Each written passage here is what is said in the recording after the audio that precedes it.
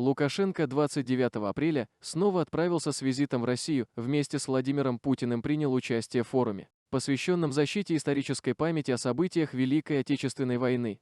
Перед проездом их кортежа произошло дорожное происшествие, пострадала девушка, рассказывает «Новая газета Европа». Согласно изданию, учащихся согнали встречать кортеж Лукашенко и Путина, но по неизвестной причине перед кортежем пустили военную технику. Неожиданность отмечали даже местные СМИ, думали, что студенты будут встречать кортеж глав государств.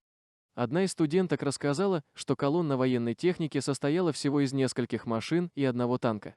Когда им помахали, студентка педагогического университета в КСПУ выглянула посмотреть, не едет ли еще кто-то.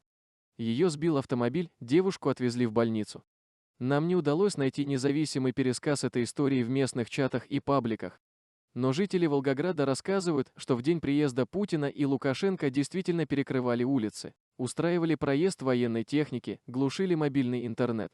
Всего в колонне было около 300 человек, среди которых несовершеннолетние.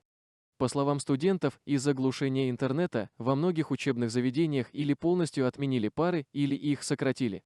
К слову, кроме так называемого международного форума «Великое наследие. Общее будущее», Путин и Лукашенко посетили мемориальный комплекс героям Сталинградской битвы на Мамаевом кургане.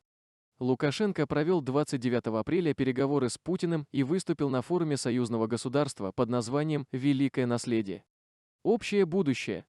Путин предложил создать совместную белорусско-российскую комиссию по сохранению исторической памяти, чтобы продвигать официальную российскую версию истории Второй мировой войны.